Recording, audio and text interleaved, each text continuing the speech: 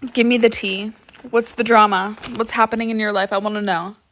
And on today's episode of Another Woman That Has Now Regretted Her Divorce. Let's go. Hey, it's Jenna. Recently divorced and kind of figuring out this new way of life. I was married for 23 years and with that person for 3 years prior. So for a total of 26 years of my life, I have been out of the game of dating, making friends, going out, and stuff like that as a single woman in her 40s. Yeah, I'm 47.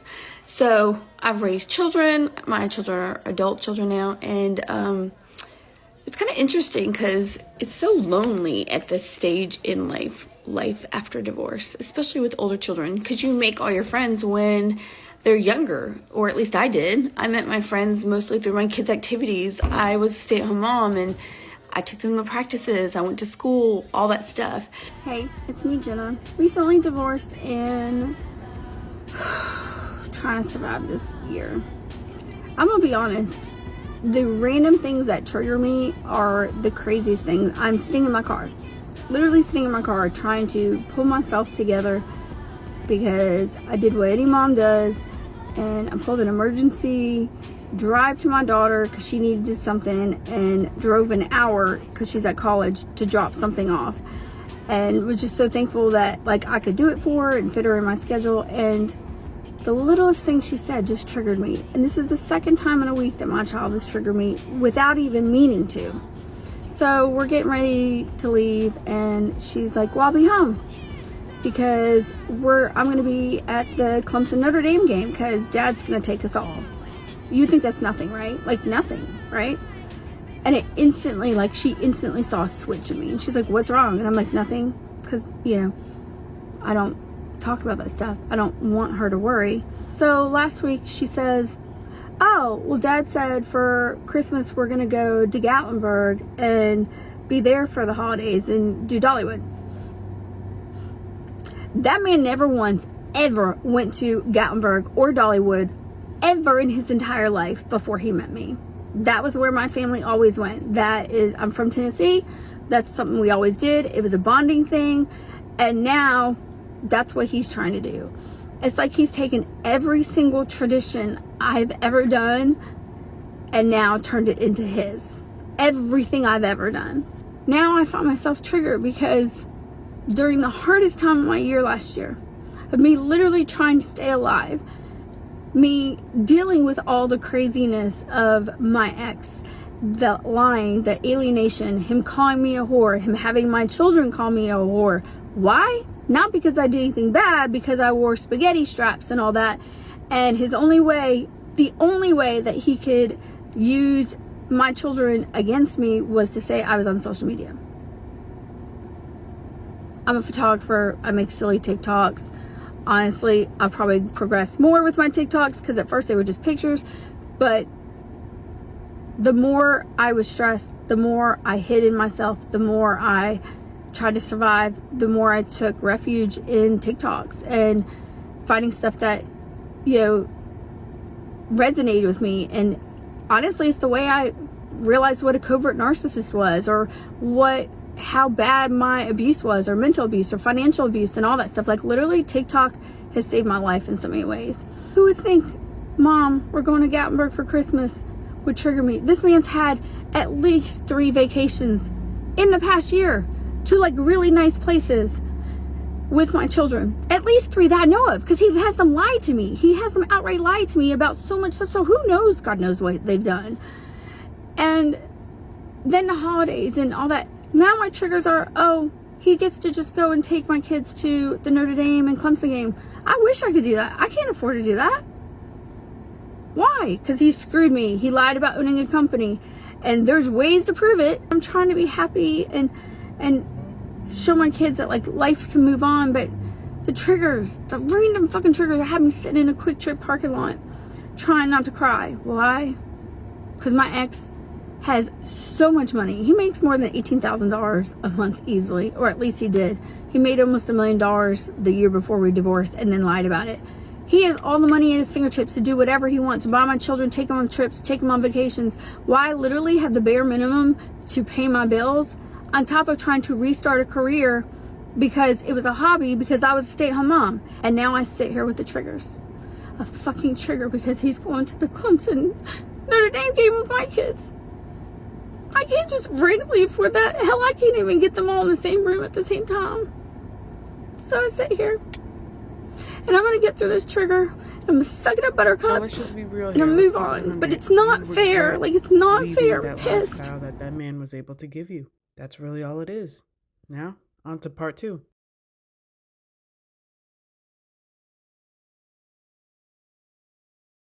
So tell me how am I not supposed to be feeling triggered or screwed? Because the reality, yeah, there's no doubt I easily could make bank right now. I've heard it a ton. I can make an OnlyFans. I mean, if you knew how many offers I've had from men who literally say to me, oh, I'll take care of you, you know, just do X, Y, and Z, or be my girlfriend, or marry me, I'll take care of you the rest of your life. I don't want that.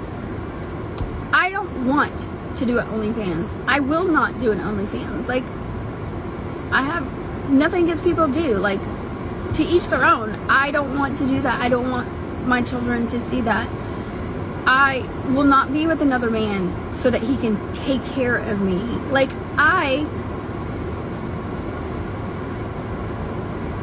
didn't want that to begin with. I got married because I was in love and wanted to be married forever and wanted to build a family. I'm sure as hell not going to go with some man now just so that he can pay my bills. So when people say, how are you ready to date?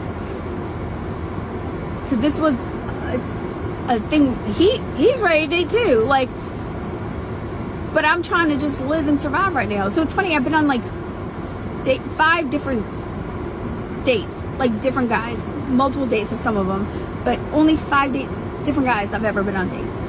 And you would think there'd be a lot more. I'm just not that girl. Like, I'm just not that girl that's a serial dater. And honestly, like, it's crazy. Like, I could do a whole TikTok on things I've learned now that I have to ask. Like, who knew that you had to ask, are you married?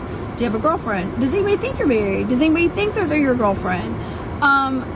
Have you ever been with a man? Because if you've ever been with a man, I don't want to be with you. I don't care if you're bisexual or whatever, that's your thing. But no, I don't want to be with someone who wants to be with a man. Do you have a job? Are you a criminal? Do you do drugs? Like, it's amazing the list of stuff you have to do. I don't know. I'm in a different stage today. Honestly, I literally have been having a great week, amazing week. And then all of a sudden today, my emotions, I had the craziest thoughts. And I wonder, does anybody else feel this way? Like, I feel like I'm in mourning of the life I thought that I was going to have. And I'm kind of pissed at myself. I stayed in a marriage for 23 years and built up a family and my ex's career and everything. And we literally just got to where it was supposed to be everything we dreamed of. Like, owned a company, making, almost $1 million. And that was my breaking point. And I left it all. And I'm not a person that is about money, and I'm not a person who feels like they have to have like labels and name brands and all that stuff. But I really have found that, like, I've kind of been in mourning of the, like, oh my gosh, like, I gave it all up.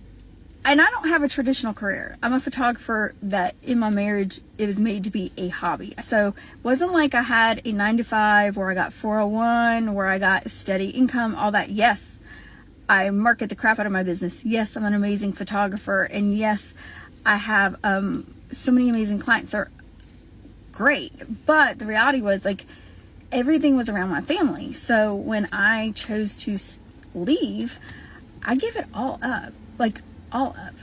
And most people are like, oh, well, you should have got your end in court. No, South Carolina has some crazy rules. And I came out of a situation where I had been mentally abused, financially abused for 23 years. Like, I was gaslit for so long that when I finally left, I had no clue that the worst was yet to come in the 1 year of separation. And so it's weird because I find that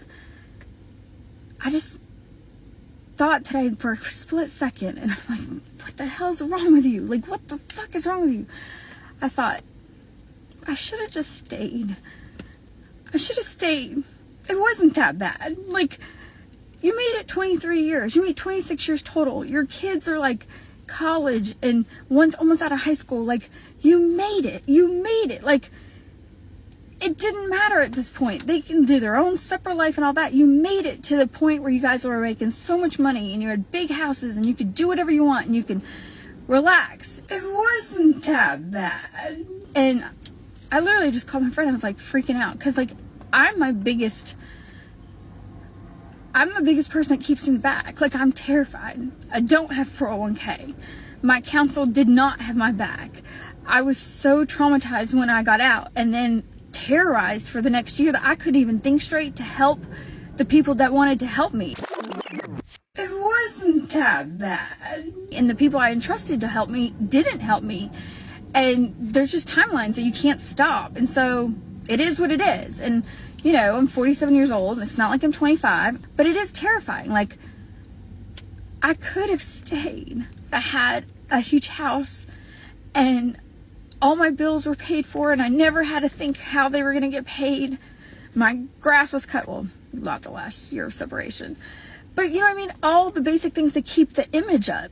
And I gave up my entire image that I was trained to have for my family for 23 years. Like, I was the stay-at-home mom and I made the image of we were the perfect family. I have beautiful children. They were dressed right. They, you know, did top sports like cheer and football and went to all that stuff. And I was, you know, the cheer mom and, you know, did all that stuff and then did photography on the side just to make money, to make ends meet while he built his career up. And I stayed long enough to just give it all up when it was like right there. Just walking through Home Depot hoping that Santa forgot a deal from the shelf.